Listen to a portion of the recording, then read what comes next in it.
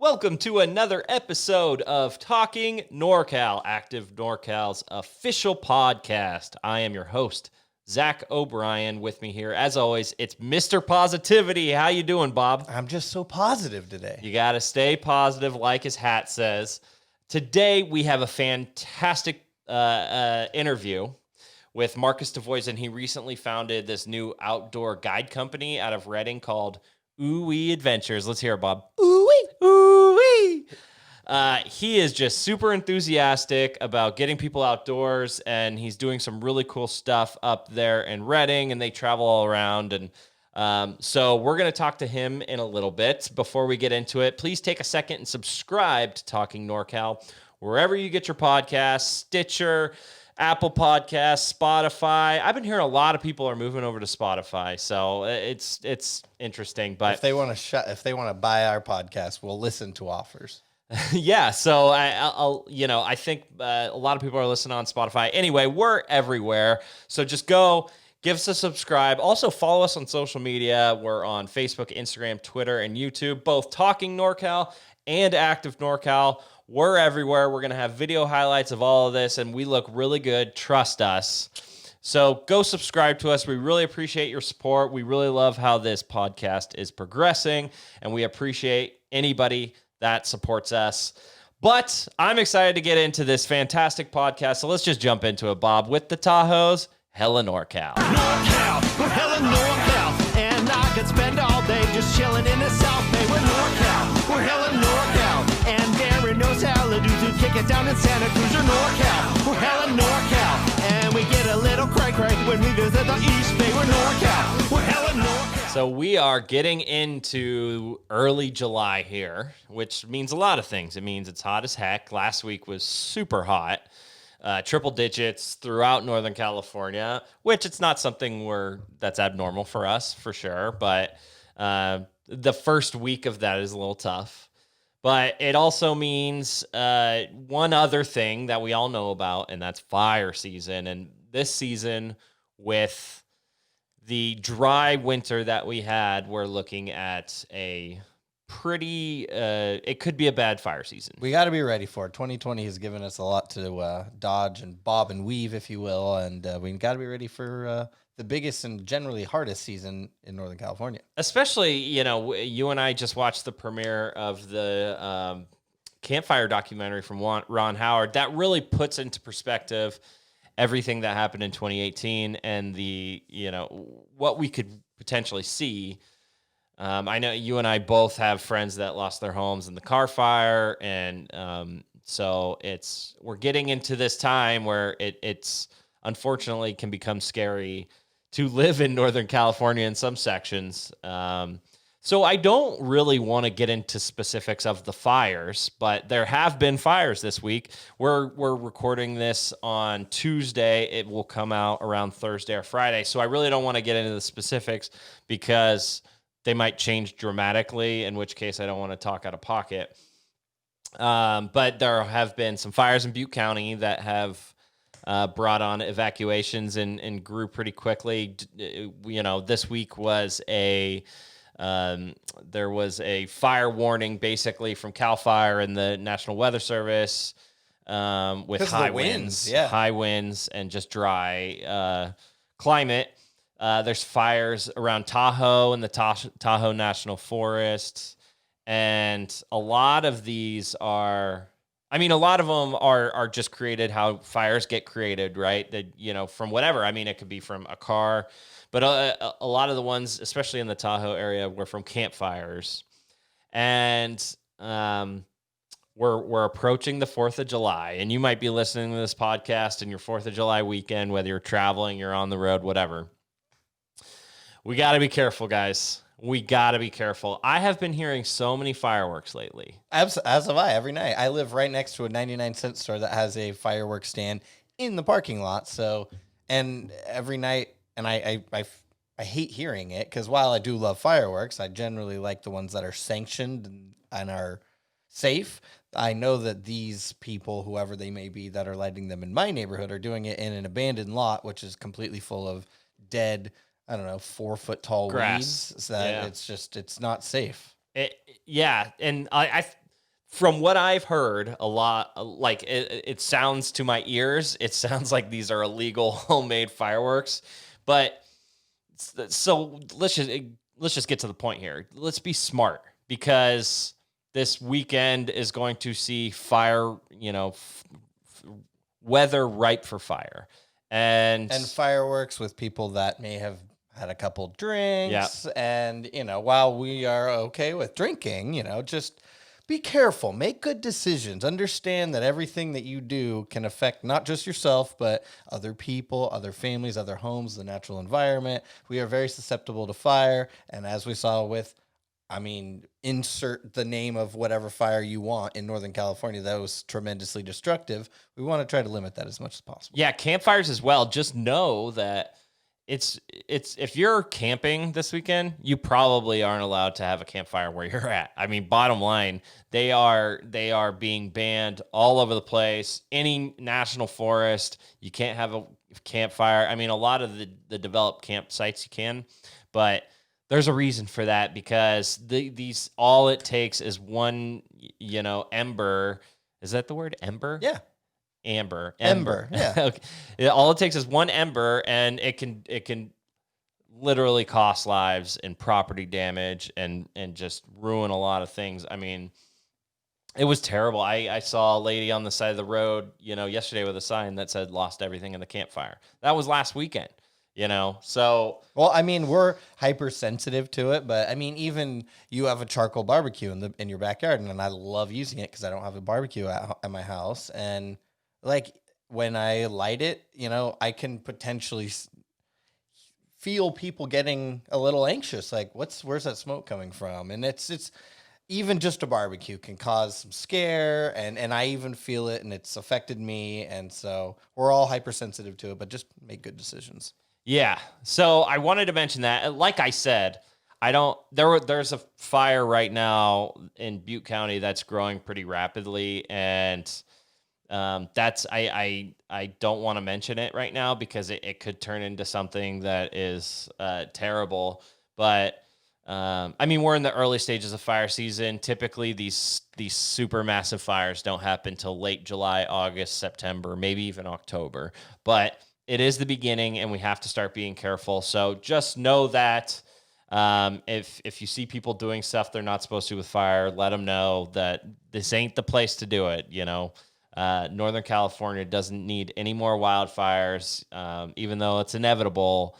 Let's try to keep it to a minimum. So that's that. Hopefully these fires that we're seeing currently at the moment don't grow any further. We also have to talk about coronavirus, because God knows we don't talk about it enough. A continuing issue. Yes. So we thought we were clear, right? We thought we certainly flattened the curve. Yeah, they're like, okay, we can start allowing people to go out because they knew that there was going to be a surge. That was just, they had to have known that. They just thought that the healthcare system would have been able to kind of manage it. Well, I don't. That turns out not to be the case. I don't think they knew exactly how big of a surge we were looking at, especially because we didn't really know how the virus would do in the summer. A lot of people estimated that the virus might not do as well in the summer as it does in the winter. Turns out that's not the case whatsoever. So let's just go through here. And Butte County, 25 more cases this week, up to 168. Shasta County, 7 new cases, up to 112 total cases.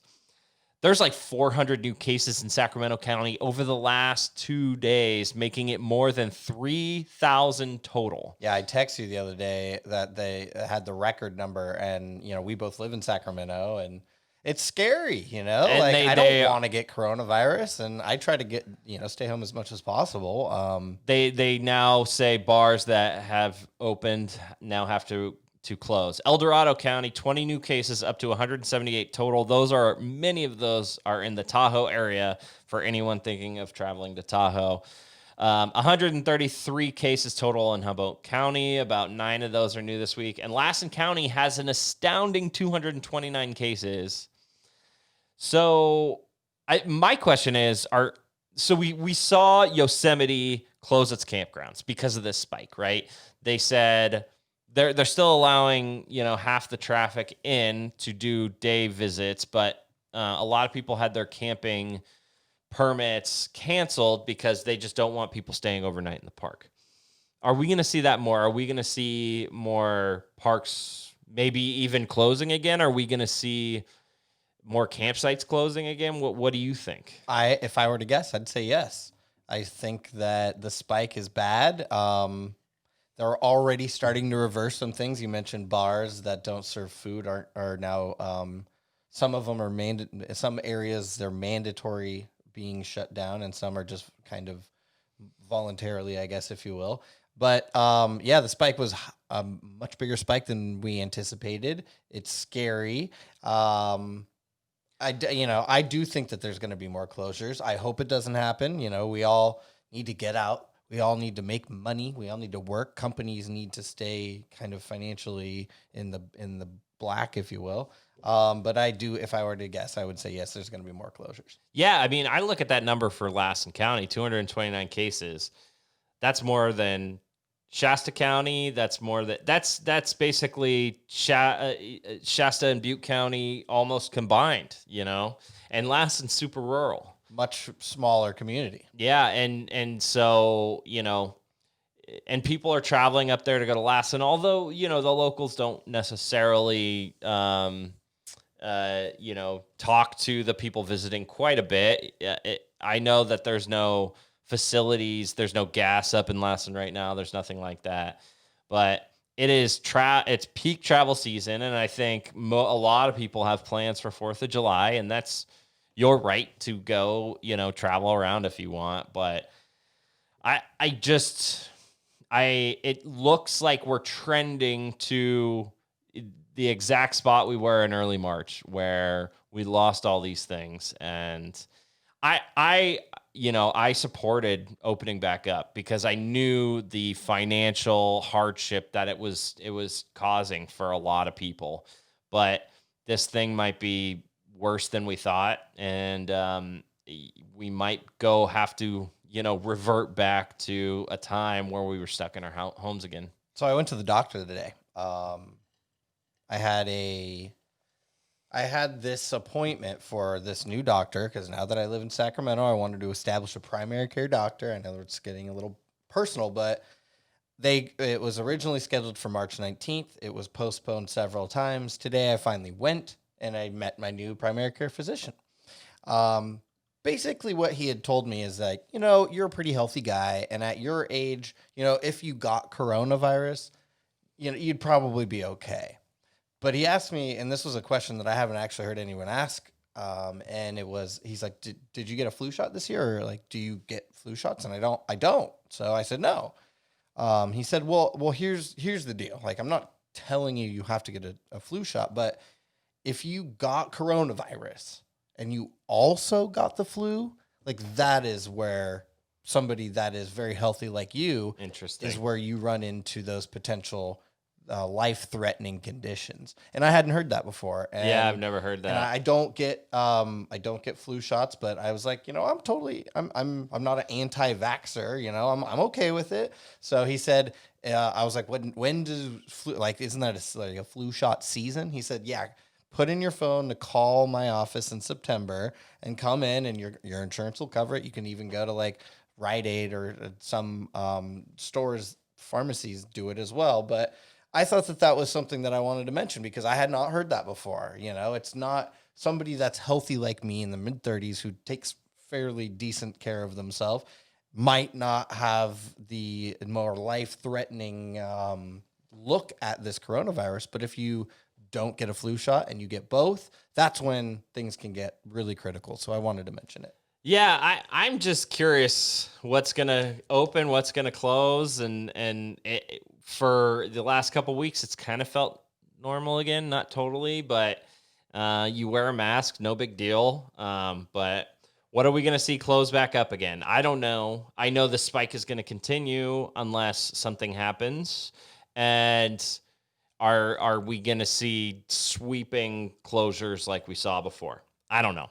But it's something we all need to be prepared for, and we will see, if if these parks and these places that we've enjoyed them opening up so much are going to close again. So that's all I had on that. I just, I thought it was worth mentioning that we are reverting back to our depression of March and early April. So, woohoo! Can't wait. Okay, you ready for the NorCal notes of the week? Let's get into the news of the week. Yeah. All right, first story. This is a pretty cool one. We've been waiting for this for a while. Castle Crags becomes one of the last California state parks to reopen. I wasn't sure why they stayed closed for so long. I looked. I couldn't find. I mean, did you find an answer?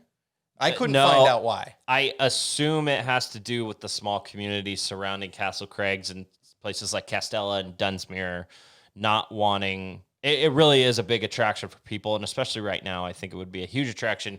But you do, it's surrounded by the Shasta Trinity National Forest, which has been open for months, and all those campsites around Shasta Lake, which is a 20-minute drive. So it is odd that it became one of the last state parks to reopen.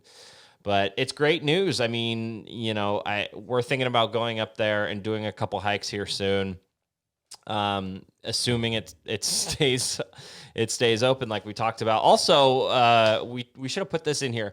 The North Coast parks in the California state parks, all their campsites open. 11 different state parks in the North Coast area of the California state parks. The North Coast District opened up, which is hundreds and hundreds of campsites. So places are reopening, and Castle Crags is. I mean, do you think it's going to be full right now? I can't imagine it's full. I mean, we talked to Marcus Duvoisin, who we'll get to that interview in a little bit, but he just did a hike there last week. But he didn't say that there's very many people there. I mean, I'm assuming it kind of like all the other recreational areas like Yosemite. You're not going to see nearly as many people as you usually do. Yeah, I'm so confused how they chose which California state parks to reopen and which ones they didn't.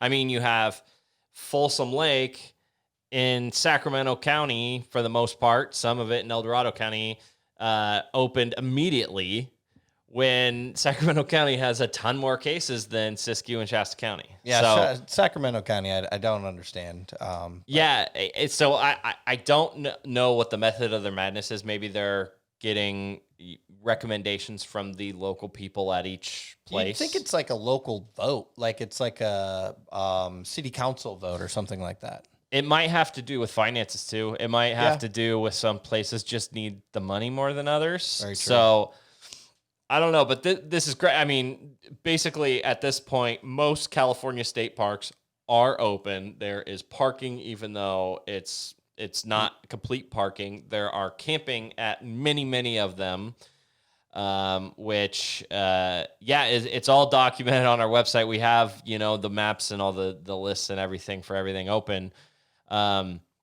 It's up to you whether you want to go to them or not. It's up to you whether you want to leave the house or not, but they are officially open. Good. Yeah, and I love Castle Crags. We climbed it when we were, I don't know, kids. Is that it? No, that's Lassen. No, that's Lassen, yeah. But I just wanted to shout out my best friend Alex Gino proposed to his now fiance on top of Castle Crags. So I just want to shout that out.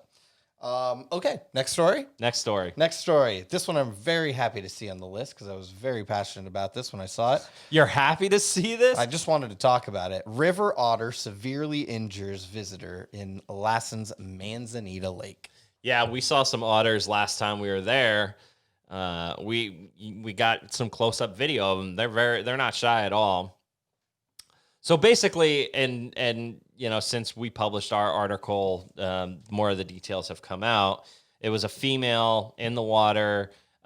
She was bit by a river otter who had 3 young otters nearby, probably a mom protecting her babies.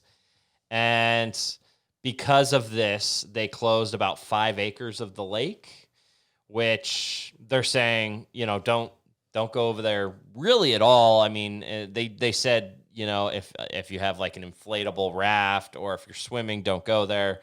But we should probably just stay away from that area altogether. But it is another example of visitors, outdoor adventures clashing with the wildlife at Lassen Volcanic National Park. So, there's no like video of this happening. So you don't know what led to this river otter getting upset. Like clearly it was protecting its young, which you wouldn't see an otter just go attack a human in the water if there was not, little river otters around.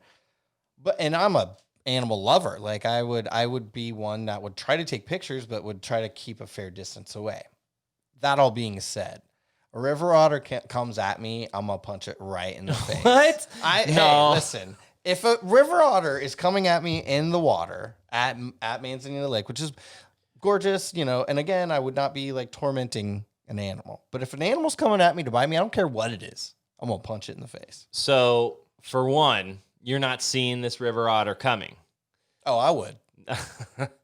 No, look, I don't think the lady did anything wrong. I don't think a ton of people swim in Manzanita Lake as much as they kayak or fish. Float tube. But there's a lot of people that, wade out there and fish. There's, if people are swimming, it's usually by like the boat dock right there, and near the parking lot, which you're not going to see many animals except for the Canadian geese that are very rude over there, quite frankly. Very rude. But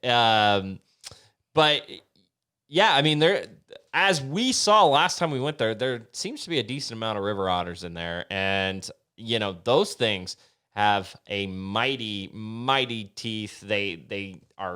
When they become aggressive, those things are scary. I mean, those teeth are long, like they would puncture you pretty severely. And that's what they said. They said the lady was severely injured, quote unquote, severely injured.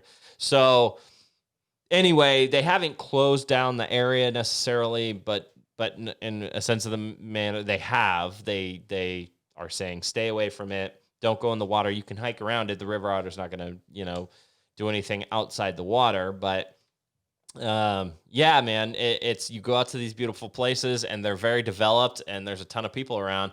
Doesn't mean you're not walking into someone's home causing a ruckus. Well, those Canadian geese are a perfect example because when we went to Manzanita Lake, which we've been to many, many, many, many times growing up to do that video, I was taking video of the Canadian geese that were very elegantly swimming in Manzanita Lake coming towards us. And once they got on land, they started to come at us. Right. And so in that instance, I wasn't I wasn't intruding on their space. I was just trying to get a video of them. They came to me and the dude, they were kind of coming at us. Now it didn't bite me, but if it did, I would have defended myself. And that's all I'm going to say. Again, I'm an animal lover and I don't want anybody to hurt any animals, but if an animal's going to attack me, I'm going to attack back, period.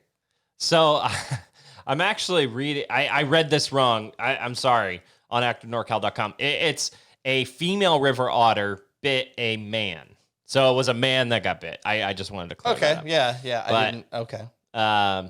Yeah, honestly, it is a somewhat light situation. It made me laugh, but it also made me think like I would never become severely injured from being attacked by a river otter. I wouldn't stand for it. Dude, look at those teeth. Come at me. But you wouldn't see it coming. That's the thing. Well, I also probably wouldn't be swimming in Manzanita Lake. Yeah, it swims up below and bites you in the leg. That's probably what happened. But like when we were even there, when we were videoing them, we could see them swimming. I mean, they're not like diving like 10 feet underwater. They're generally pretty low on. They can. They probably could, but I'm just saying. Yeah, you can't stop it from biting you. Those things, they're little, they're like little Wolverines in the water. But yeah, lesson learned. Be careful at Manzanita Lake, the magnificent Manzanita Lake in Lassen.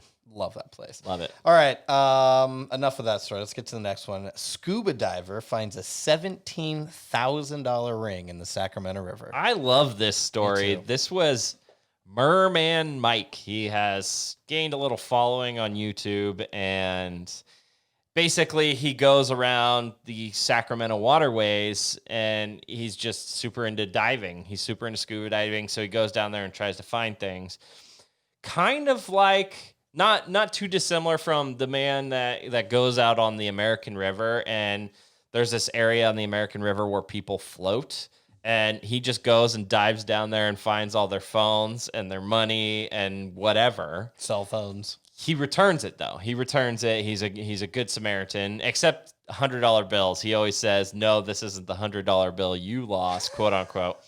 But so this man, Merman Mike, he basically does YouTube videos of him searching around the Sacramento River for the most part, and he finds guns and car batteries, and he finds all sorts of stuff. But there was this man who reached out to him and said, "I dropped my late brother's $17,000 ring into the Sacramento River." So he reached out to Merman Mike, and he said, "Okay, if you know where it's at, I'll look for it." And he had a great video.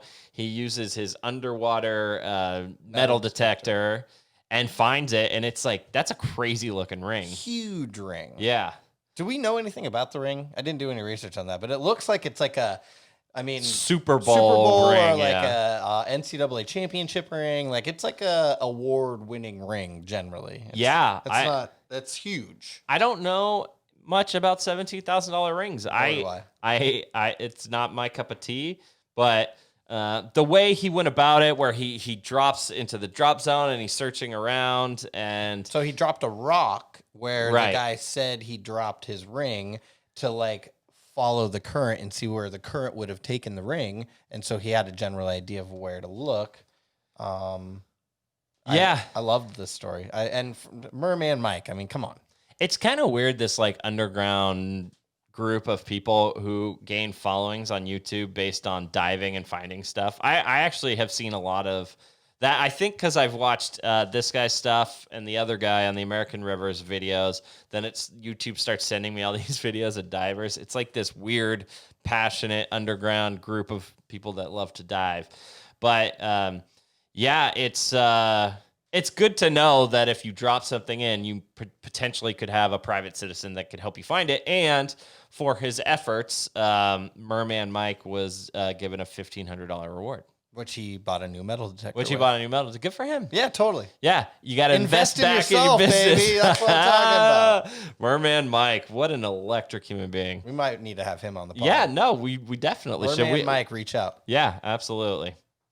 Okay, let's get to the last story of the day. A group announces a $14 million deal to preserve nearly 3,000 acres of Tahoe wilderness. Yeah, there's a lot of stories about preserving wilderness throughout Northern California. You see a lot of it in the redwoods. But this one is interesting to me because it is basically donations from Silicon Valley tech leaders that is attempting to acquire and preserve and protect through land trusts 100,000 acres between Lake Tahoe and Lassen Peak.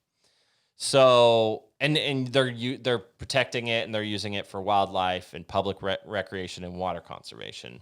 So it's basically this group of land trusts got together in Palo Alto and started talking these, billionaire tech leaders into giving them money. And so they recently acquired, it was a little over 2,900 acres north of Truckee for $14 million. And this is a cool story. I mean, considering that they set it up through land trusts, makes it trusting, I guess is the word. I trust it, with them doing it, and they're doing it through a bunch of different businesses. Truckee Donner Land Trust, Feather River Land Trust, those type of things. But so far, they've preserved roughly 93,000 acres. So they're about 6 or 7,000 acres from their goal, and they've raised $78 million in private donations. I love it. All the money for the most part is private from Silicon Valley, Palo Alto. I mean, there's a lot of tech money there, and it's nice to see them supporting the outdoor recreation and the wildlife that we in Northern California love. Yeah, it's sort of it's protecting those little areas that aren't the national forests, right? So you have Tahoe National Forest, then Plumas National Forest, then Lassen National Forest, and they all sort of go in a row between Lassen and Tahoe. But there's these little like checkers going in and out of it that are private, and they're. I wonder if these private owners are selling it for a. I mean, they're clearly selling it for a pretty penny, $78 million. But, I wonder if they jack up the price because they know the money behind it.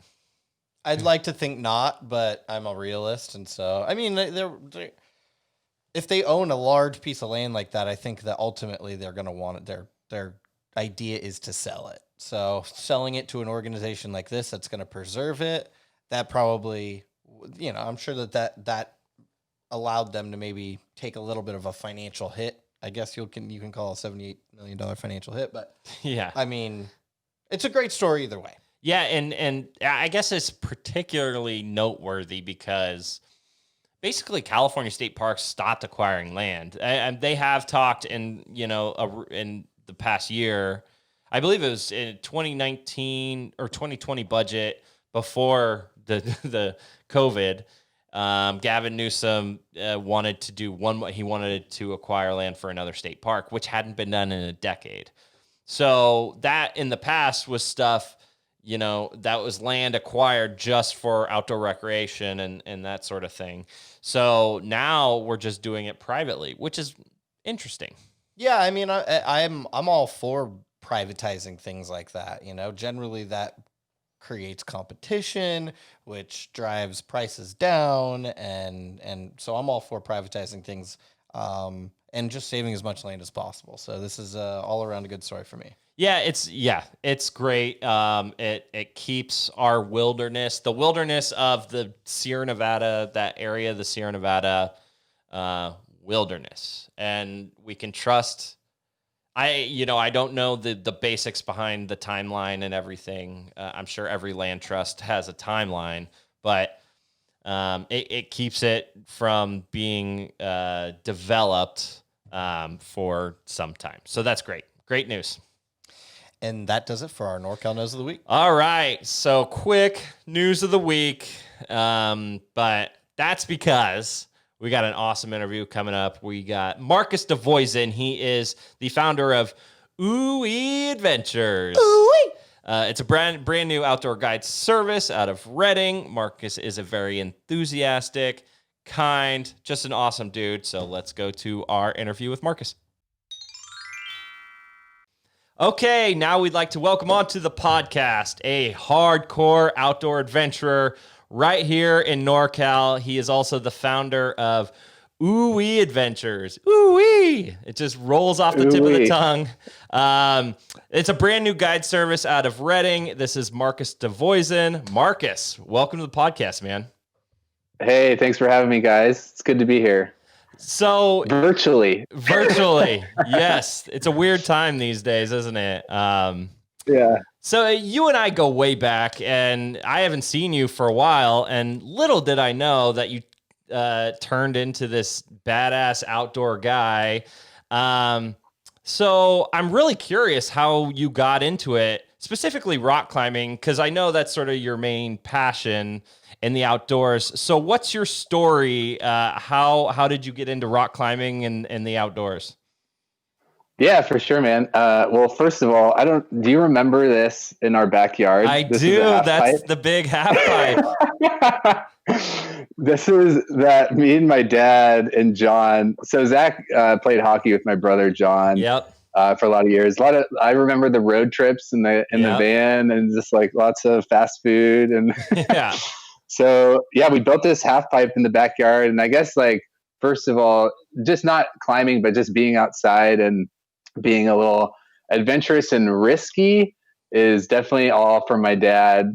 Hence the half pipe. Yeah. So I have him to thank for that. But climbing specifically, I lived down in the Bay Area in San Francisco for about 9 years, and I tried out an indoor climbing gym called Planet Granite. And I just got the bug really bad. I went there for the first day, and then the second day I was like, okay, I want to go back. And I went like 5 consecutive days, and then it was all over from there. Got really hooked, went to Yosemite, climbed, and then actually after my first year of climbing, there was a 1,500-foot climb that I really wanted to do that I was absolutely not ready for at all. So there's this website called Mountain Project, and you can post and get partners for climbing. REI has since bought the company, but it's a good resource if you're trying to get into climbing. You should look up Mountain Project. It has routes all over the country. It tells you where to go, what the rating is, like a bunch of tips and beta. So shout out to Mountain Project. But I found a partner. He was German. He was traveling in California, and I was like, "Oh, do you want to go to Yosemite and do this big climb?" And he asked, "Hey, what's your experience level? Have you ever led something called trad before, where you're placing gear into the wall?" And I was like, "Oh yeah, I've led trad. I'm like really experienced. I've climbed like 2 times before that outside. I was like, definitely not ready." The climb is called Royal Arches, and it is like a pretty friendly grade. It's like an easier climb, but it does take some experience and comfort on the wall. So he took me up, and then he like figured out halfway through that I didn't know what I was doing. So he kind of played this mentor role for me. He was such a cool guy. And by the end of the experience, he had like $1,500 worth of climbing gear, and he was traveling after that point. So he was like, "Okay, I'm going to leave and come back in a year. I'm going to let you have all of this gear." And this is the first time that I met him.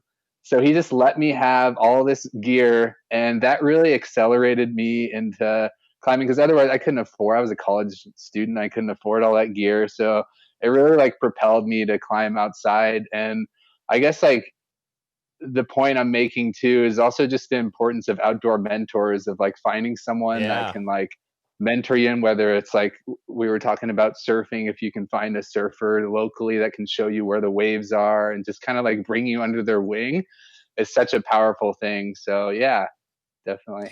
Yeah, it's my friend is getting into surfing out in Ocean Beach in San Francisco, and he's terrified of the other surfers because he doesn't know where to go and what to do. So you're totally correct in that assertion.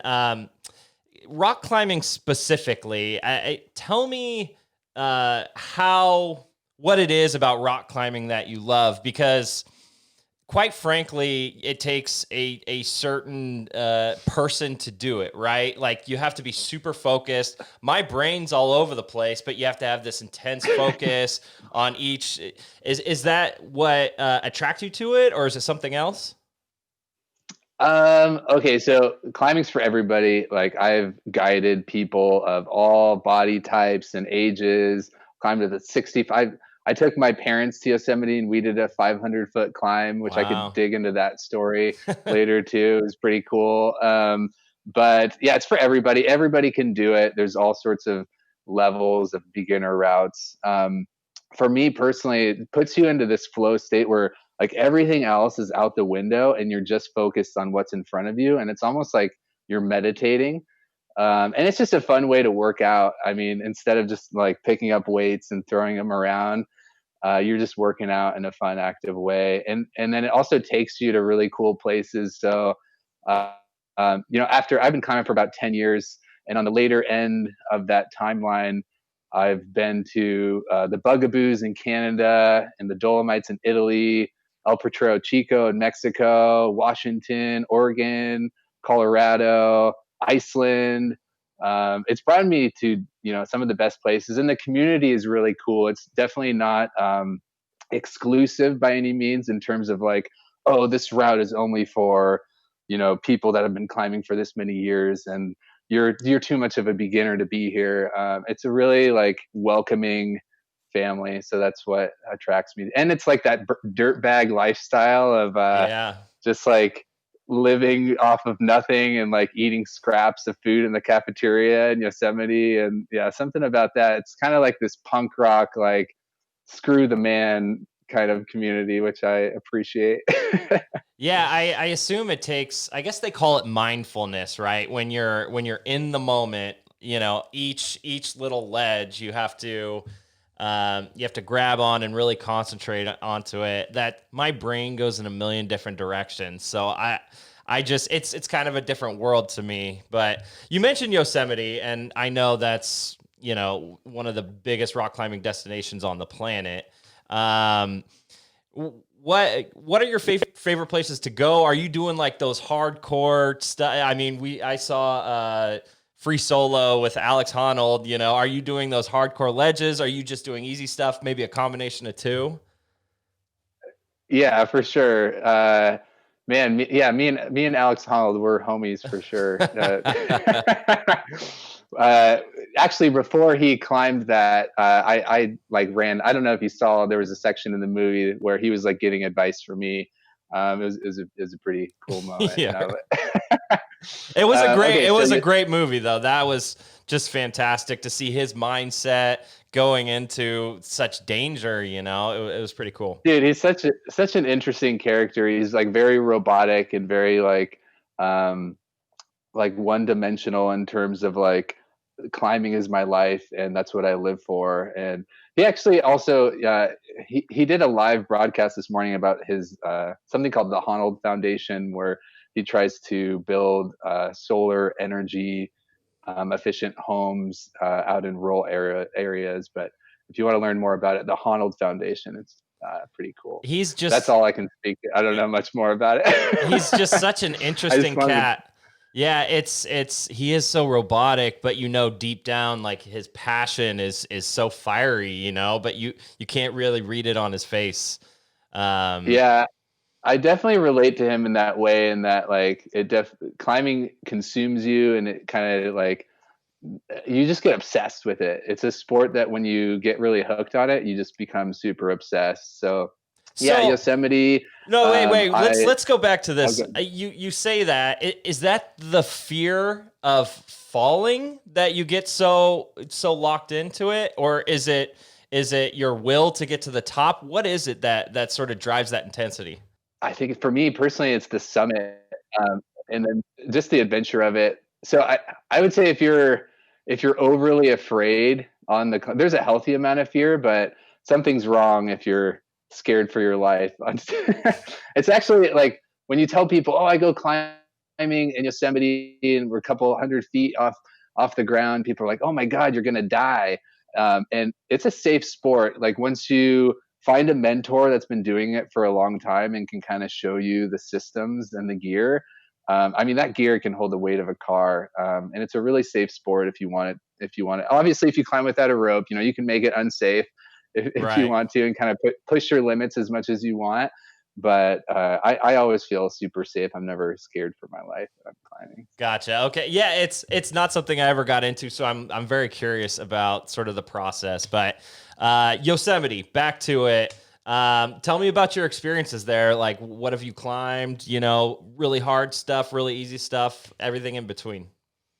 Yeah, for sure. So Yosemite's cool because it has these granite walls that are really, really tall, right? So you go to other climbing areas and you're doing what's called single pitch. So actually, right in Redding's backyard, there's a place called the Bernie Limestone, which is about a 20-minute drive off of 299. And if you go on Mountain Project and you type in Bernie Limestone, you can find it. It'll give you directions where to park and everything. But that area is limestone, and the walls are, I'm guesstimating, like 80 feet. So they only go up so high, and that's called single pitch climbing. But once you break into multi-pitch climbing, then you can keep going. So essentially, the process is you have you and your partner start on the ground. One climber goes up a pitch, which is, you know, it's different lengths, but it could be, let's say, 100 feet. And then you belay your partner up, and then you go another pitch 2, pitch 3. And so LCAP, just for reference, is 30 pitches. So you have to do that 30 times to go up. So that's the main goal for me, is I'd like to go do LCAP one day.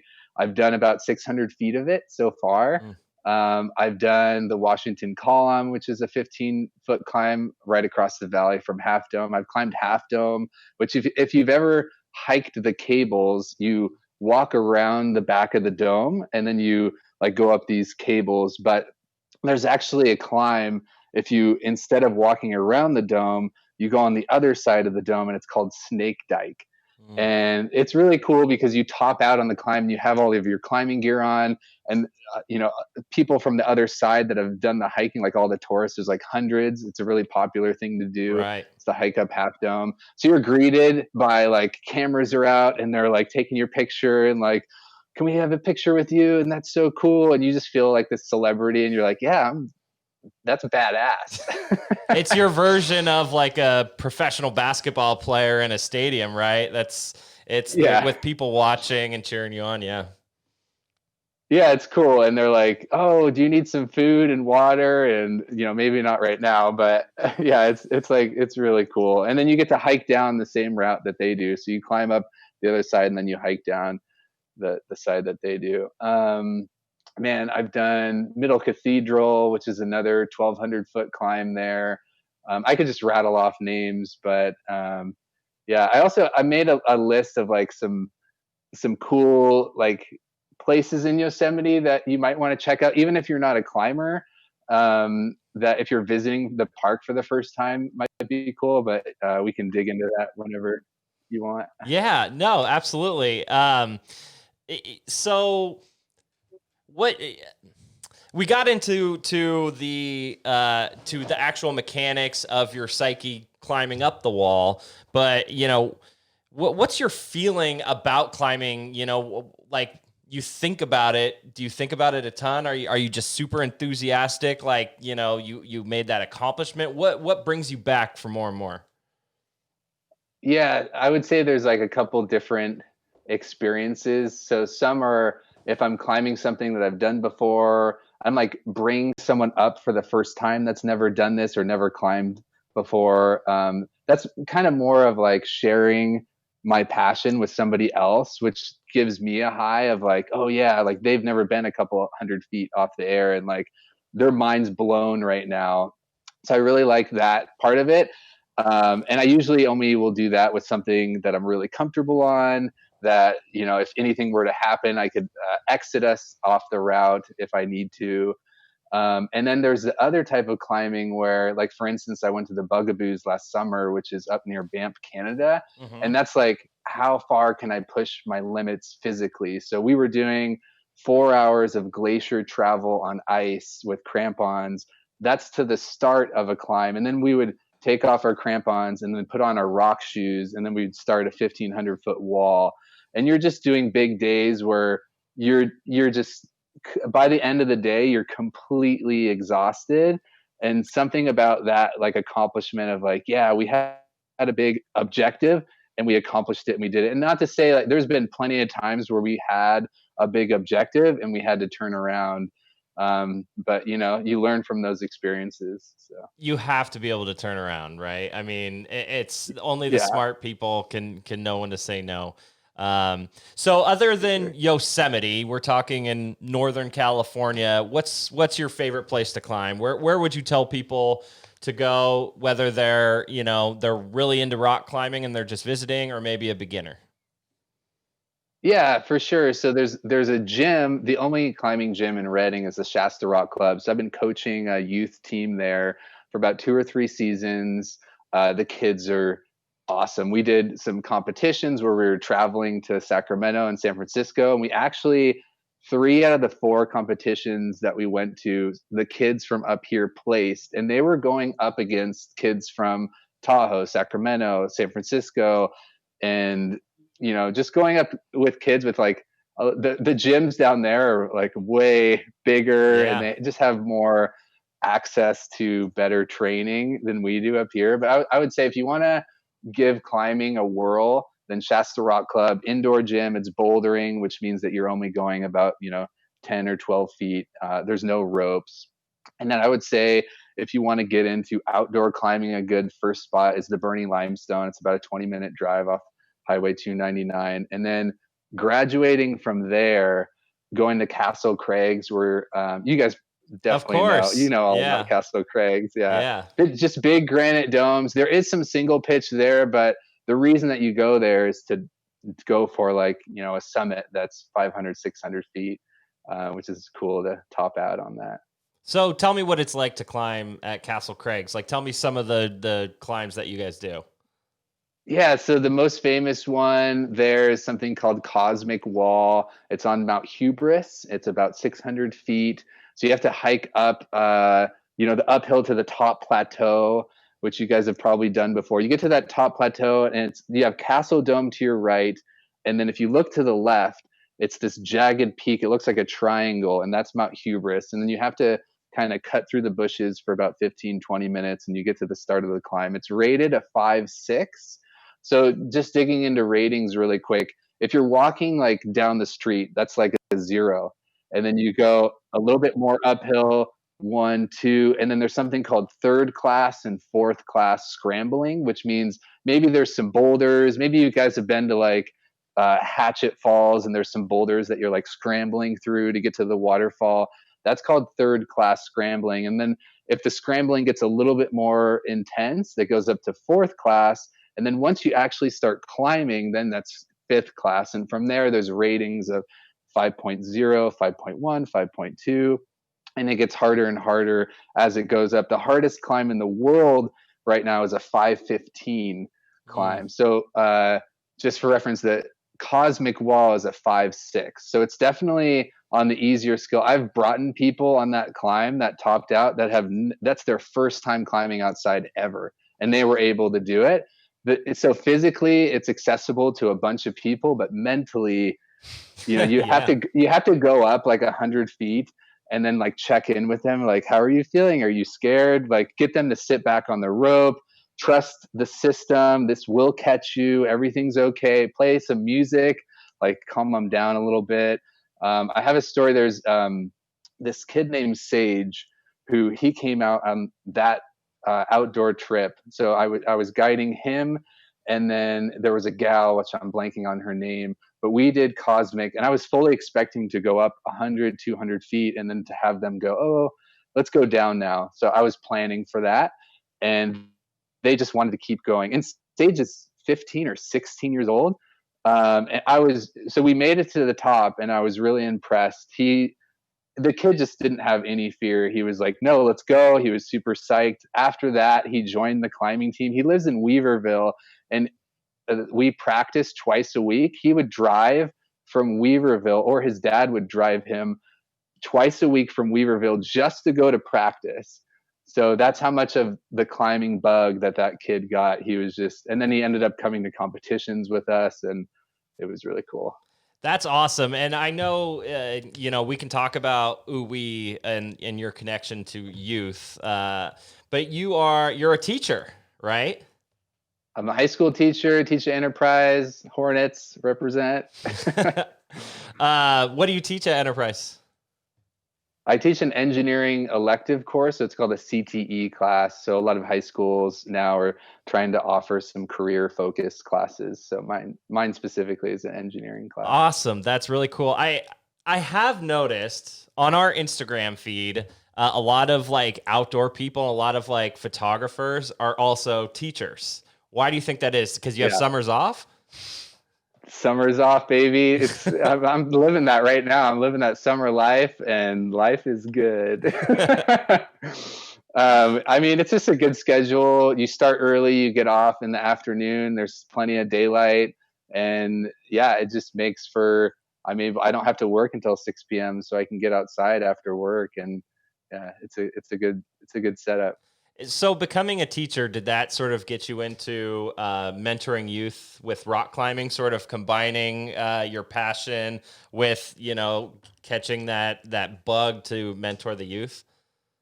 It definitely added to it. I would say more specifically when I was younger in college, I worked at some summer camps and I was doing some teaching, and that got me hooked on working with youth for sure. It's just getting kids outside and working with kids in general. It just brightens your day. And I worked for a marketing company, and that's actually my major in college. I majored in marketing. I worked for a marketing company for a couple years in San Francisco, and I was just behind a desk all day, and I just like lost my soul staring into the computer screen. And I was like, I need to like switch this up. And I felt really engaged when I working with kids. So I just chased that, and I was like, look, I gotta go after that. We actually we're lucky because we do stare into the abyss every once in a while. But everybody, you can't avoid it now. Yeah, it's everyone has to stare into the screen for work in some way or the other. Yeah, but we also have the freedom to say, you know what, let's go shoot a video tomorrow. Let's get out and let's go do stuff. So that's why we, have been doing this, so we can sort of combine our passion with what everyone needs to do and make money, Yeah, for sure. You got to find that crossover of like, what do you like to do? What can you make money for? How can you make an impact? And yeah, just like, what's that overlap there? It's hard to find. It really is. It really is. So that brings us to OooWeee and combining your passions all together. So first and foremost, tell me the story behind the name, because it catches you off guard for a second, and then you can't stop saying it. OooWeee! OooWeee! Well, what's the story behind it? Okay, so I guess when I'm out, like taking people outside, it's just something that I yell down to like bring the psych up. Something that if I'm like really feeling the climb, I'll just give out a big yell like "Woo-wee!" And it's kind of funny because when I tell people the name, they're like, "So how do you spell that?" Yeah. So I don't know if it's gonna bite me in the end, but it definitely like it represents the energy that I'm trying to go for. Of just like a fun. I try to keep the trips really informal and like easygoing and fun. So that's yeah. So let's get into OooWeee adventures a little bit. What do you guys do? What are your plans coming up? Why did you start it in the first place? Yeah, so I just wanted to get people outside. So it kind of the timing of COVID definitely. So people were inside and moods were a little bit down, and yeah, I just wanted to like offer something for the community to get people outside and like break them from their norm and challenge them and fuel their confidence. And I feel like a lot of people look at climbing, or we do mountain biking, backpacking, outdoor yoga, backcountry skiing. We do a night photography hike with Ryan Thompson, who's like awesome at photography. Last week he led a group out at Castle Crags, and we started the hike at 6 p.m. The sun was going down, and there was, it was a good group of people, and some of them thought it was just going to be like, they didn't know what the Castle Crags hike was in terms of the elevation that it gains. So it's a pretty uphill hike. We all made it. We didn't get back down to the cars until 1:30 a.m. But everybody was like, when you suffer as a group, you kind of like go crazy together. You know what I mean? It's just kind of like a bonding experience. So I forgot what I was talking to. Like, what was the question again? Well, just why did you start it? Because for one, it's donation based, and it's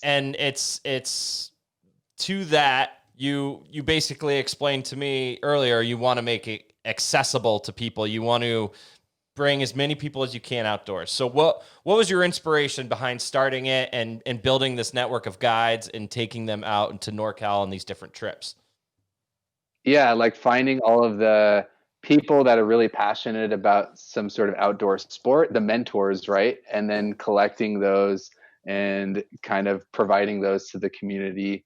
And then just getting people outside, providing a positive experience, uplifting, and then why donation based? Because I already have my main job as a high school teacher, and like who cares about money? Honestly, it's like I'm not expecting this to be a moneymaker, and I think that people should just be able to pay whatever they can afford.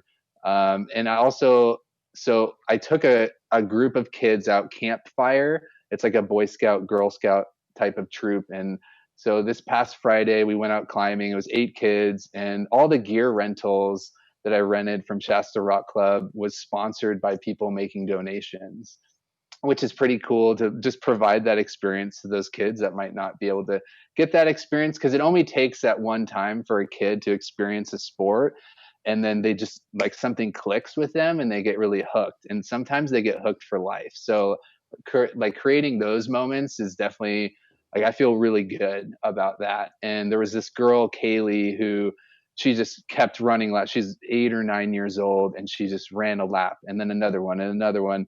And by the end of the day, she's like, "Can I do another one?" And her troop leader is like, "Well, we've been here for a long time. It's probably time to go."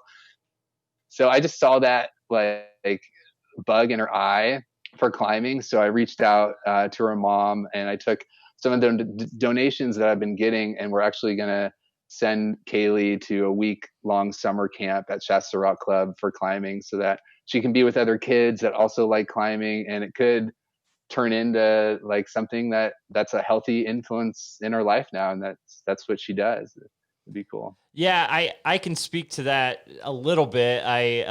You mentioned I played hockey with your brother. I was just naturally energetic and mischievous, and I found something that I loved, but I could also be mischievous at. I could start fights with kids, playing hockey, and do, and just get that out in a constructive way. You just like taking that hockey stick and just like that's right, banging Slasher. people. That's right. But it's important to have outlets, and every kid is different, sure. and every kid's gonna go to something. But I just think, I commend you, because it is really important to have outlets for kids when they're sort of developing into that sort of person. But I also want to learn a little bit about your guides, because I went to we actually wrote an article a few weeks ago about the start of your company, and I went to your about page, and it lists all the guides. And Yeah. I realized I already followed all of them on Instagram, because they've been doing like really cool outdoor stuff for years. So are these like your buddies, or did you guys reach out to them? Like, how did you connect with all these guides? Yeah, for sure. So Ryan, I've been climbing. You know Ryan Thompson, and then his dad, Brian Thompson. So the Thompsons are just like really good people in general. I know Travis really well. I've actually never Yeah. met Ryan, but I know his photography. I know it very well. Yeah. So back when Travis was working at Sports Ltd, I was like, I'm there like pretty much every day. But he's a really cool guy and really helpful, and like what gear to buy. But anyway, I've been climbing with Ryan and Brian for a couple years. We went out to Lassen, and they're just good people. And then I was climbing with Brian, and I was like, oh, I want to do like a photography night hike. Do you think Ryan would be down for that? He's like, yeah, just shoot him a message. So I just texted him, and I was like, do you want to do this? And he was down. So we put it up on the calendar, and I feel like calling them my guides at this point. Like he's locked in. He's agreed to do another one in August, a Mount Lassen night hike. But I'm basically just like, you tell me, you do some trips, and then if it's worth it for you and you enjoy doing them, then we can keep doing them. So that's kind of how we're playing it right now. And I'm sure like people will flow in and flow out as we go along. But yeah, I hope they keep doing them. And then Garrett, I've been climbing with Garrett for a couple years as well. We've been down to Yosemite and Smith Rock, and climbing locally at Castle Crags and Lassen. He's a really good backcountry skier. Backcountry skiing is not I don't have a lot of experience in that, but I rented a board, and he took me out to Mount Lassen. I think we did Broke-Off, but we were basically skinning up, and then he kind of showed me like, he's taken an avalanche course. So he kind of talked about like, here's all the logistics that goes into backcountry skiing. And then Candace, she led an outdoor yoga trip at Whiskeytown Lake. She works at Balance Yoga, and that was just a connection from one of my good friends, Stephanie, has a membership to Balance, and thought she was like, oh, Candace would do an awesome job. So that was the connection there. And then Nikhilin, he just led a backpacking trip in the Trinity Alps this past weekend. We went to Big Bear Lake. And that dude's awesome. He's like a backpacking ninja. He knows the trails really well. And then Kyle, we haven't done a mountain biking trip with Kyle yet, but I'm trying to lock him into a date. Kyle, he works at the bike shop at Sports Ltd. So how was the reception of your guys' first trips? I mean, what were they? I know you sort of started this whole thing during COVID. Did you still get, people to come out, or did it mess up your plans a little bit? Yeah, I think just like being mindful. So I'm capping the trips at 10 people. And then, things like the carpool, I leave that optional. Like if you want to drive yourself and not carpool with other people, that's totally cool. And then I think you can avoid physical contact in all of these trips if you want. So it's kind of up to people's comfort level. And, luckily it kind of timed out well because I did 8 trips in June. And things were, people were going back outside and things were looking better. We'll see with it. It seems like cases are on the rise now. It's just one of those things. Same thing with me teaching at Enterprise. Like there's definitely, well, I'll say more than a possibility that part of the kids' week is going to be them learning remotely and then them being in class. So I will just have to make adjustments as we see what goes on with COVID. Yeah, it's I think it's a really good option for people. We see it with, the activity on our website. I mean, in March, people were only reading the news and, that probably isn't very healthy for your mind. But then once, May hit, everyone's researching where they want to go and where they just want to get out of the house in ways. People want to get out. Yeah. People want to get outside and they're itching to get outside. And yeah, I mean, it's a good thing. It's a good thing for your mental health. So let's do it. Yeah. Let's do it carefully. And yeah, you can definitely be outside and avoid physical contact with other people. It definitely can be done. Yeah, easily. Especially up here. Like this isn't the Bay Area. There's so many of the places that and it's kind of like a secret up here. Like the Trinities are a secret. I'm so surprised that there's not more people. There was only, when we went this past weekend, a handful of other people that we ran into on the trail. So, the places aren't really crowded relatively from if you've done outdoor things around San Francisco. It's another story. I'll tell you about the Trinity is that people get upset when we write about them. Like, people don't want anyone to come, and rightfully so. My stance tends to be, if it's just because you think it's your secret doesn't mean it's an actual secret. But yeah, man, people want to keep it, remote. I mean, share the wealth. There's a balance. Like, obviously, it's a good thing that it's so secluded and there's not a ton of people. But it's honestly, Redding's a big hub of Northern California, and it's going to continue to grow. And we have to embrace it. Like, it's a good thing. Like, I think that the outdoor industry in Redding is just ready to boom. I'm so surprised that there's not a ton of other outdoor guiding outfits here, or just like in general, like all sorts of businesses. And I think it just needs to be awakened. And yeah, it's about to happen. I agree. What's your take on the crowds at Yosemite? Oh, so right now it's my mom's 60th birthday, and we're going as a family to Yosemite for a week. We were luckily enough to go on the registration on the website, and they have the 7-day car pass, which, I've been going there for about 10 years. I've probably been there at least over 100 times. Like, I'll try to go a couple times a month when the climbing season is really good. But anyway, it's just kind of a special time down there because you're always fighting the crowds. Sometimes in that main loop of Yosemite, it'll take like an hour to get around that loop, but they're restricting car access in half. Yeah. So there's half as many people as there normally is, which if you can get on their site and get a car pass and you've never been to Yosemite, now is the perfect time to get down there, because you'll never be able to experience that again. It's just going to get more and more crowded there.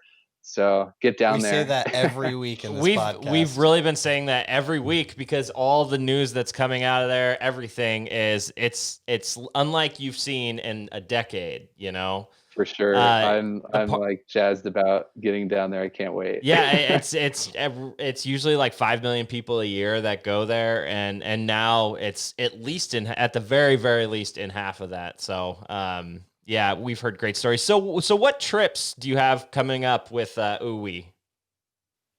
Okay, let's see. So August 8th, there's a Mount Lassen photography night hike with Ryan. August 9th, we're going to hike up Chemise Peak and then do a yoga session. There's a big plateau at the top, and Candace is going to lead a yoga session. August 15th and 16th, there's a backpacking trip in the Trinities, Canyon Creek. It's probably the most popular trail out there, but it's for a good reason. It's like you guys have probably done it. It's such an awesome backpacking trip. And then I'm talking to Vinny, who is friends with Ryan Spitz, which you guys have probably heard about. Ryan Spitz. We know him well, I've been learning about this guy. He's sounds like an animal. He's what, like, Ryan?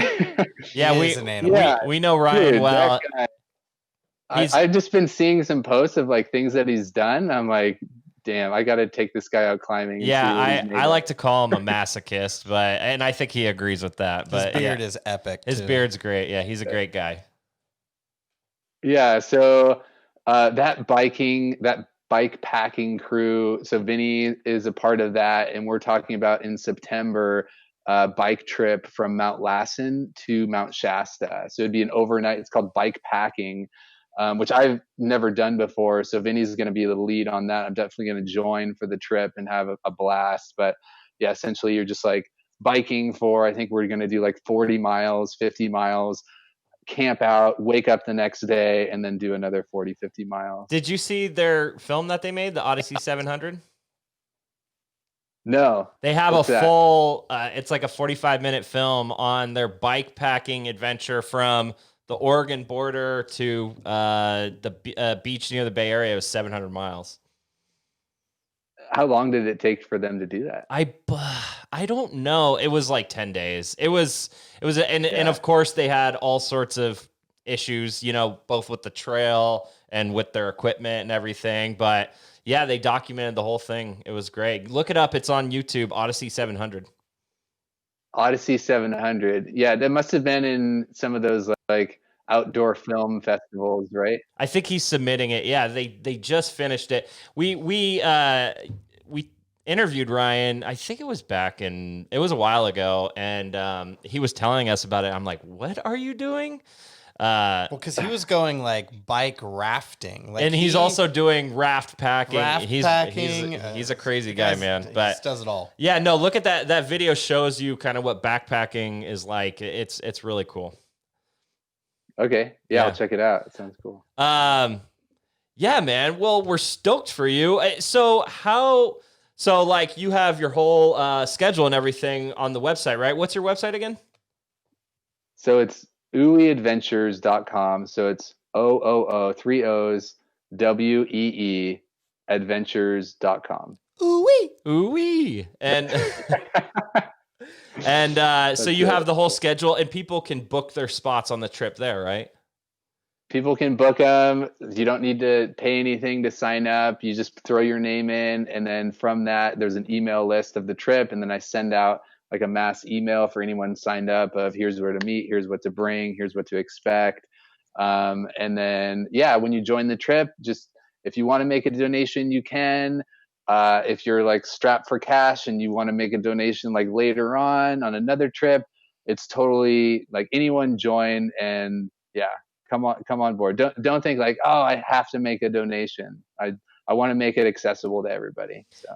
And they can also donate to sponsor some youth trips too, right?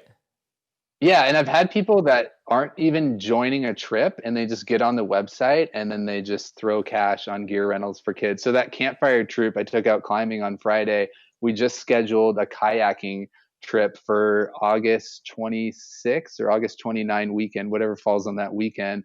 So I'm going to take them out to the lake and go kayaking. It was 100 degrees when we went out climbing. I tried to keep them in the shade all day, and like we had cold drinks for them, but I was like, okay guys, like this is a lot of fun. You guys are troopers, but the next outdoor trip with you, I'm taking you to some water, and we're going to do something a little bit lower in temperature. But so I'm just figuring this out as I go. The whole thing I'm figuring out as I go. If there's anybody out there like the the Adventure Hub that has all those kayaks. I do have some budget set aside for people that have made donations to get the kayaks for the kids, but we need like 8 kayaks.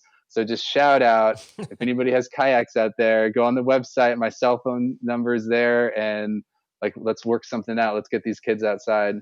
Well, in my experience, how you're doing things, you're gonna really get, you know, a group of people that get passionate about it because you're doing it for the right reasons. Everyone does everything for money or whatever, but you're just doing it to help people out, to get people inspired. And I'm telling you, it might take a little bit of time, but it's going to catch on because I think a lot of people think the way that you do. They just don't have it in them to move forward with a project like that, you know? I totally agree. Like, people are all about it. I had Christy who joined the backpacking trip this weekend, and she said, "Oh, I have like 5 tents in my garage, and this one's just an extra one. I'm going to donate this." So also shout out if anybody knows of a kid or a family that's like, "Oh, we don't really camp, but we'd love to do it. We can't afford a tent. I have a tent." So just call my cell phone, text me, and I'll come over to your house. I'll teach you how to set it up and like get you out camping, get outside. You're like the outdoor Northern California Mother Teresa. Very commendable. I don't know, man. I love it, man. I have, do you know what I am? I'm a teacher with my summer off, and I'm trying to get people outside for sure. That's awesome, man. Well, any trips you have coming up, just send it over to us. We're gonna push it out to our audience because we want to help you out. I love what you're doing. And it's good to see you, man. Long time no see. Good to see your face. Yeah, for sure. Hi, you look. I'll have to make it down to the studio sometime. Yes, we're gonna have you in studio. I guess before summer ends, because then you start getting busy again. But yeah, man, and we appreciate you coming on. Like I said, we appreciate you. Everything you're doing. Everyone, go follow OooWeee Adventures. You're on Facebook and Instagram and all that good stuff, right? We're there. Facebook, Instagram. Smash that like button. Smash that subscribe. All right, Marcus, awesome having you on, man. We'll talk to you soon. Okay, see you guys. Bye. Okay, that was Marcus Duvoisin, our friend, doing really cool stuff. I'm really excited for him, and you know, he's seemingly doing it out of the goodness of his heart and his enthusiasm for the outdoors. Well, you know, honestly, he started right around the same time as our podcast, and we're kind of doing the same thing. It's just like, we're doing this because we love it. We love talking about it. And I think his effort's great. I think the idea was fantastic. The fact that nobody else is doing it is amazing to me, but I'm fully supportive of OooWeee. OooWeee. So thanks to Marcus for coming on. And thank you guys for listening. That does it for this episode of the Talking NorCal podcast. So we actually just posted earlier this week our ET podcast. And so basically we did a full film study on ET, the extraterrestrial, which was not only filmed in Northern California, but it's also based in NorCal. Which is a little up in the air. We debate it. Go ahead and listen. We debate it, but listen to the podcast. It's on our feed wherever you get your podcasts. You can also watch it. We have it up on YouTube or up on our website, activenorcal.com. Remember, subscribe to us wherever you get your podcasts so you don't miss anything. And we'll have some new pods in your ear next week. So thanks for listening, guys. And remember, stay active. NorCal, we're hella NorCal, and I could spend all day just chilling in the South Bay. We're NorCal, we're hella NorCal, and Darren knows how to do to kick it down in Santa Cruz. We're NorCal, we're hella NorCal, and we get a little cray-cray when we visit the East Bay. We're NorCal, we're hella NorCal, and we get a little mental when we visit Sacramento. Yeah, we're NorCal, we're hella NorCal, and we partake in nature's bounty when we visit Humboldt County. Yeah, we're NorCal, we're hella NorCal, and me, I'm hella cool 'cause I live in Sebastopol. We're NorCal, we're hella NorCal, and you know that we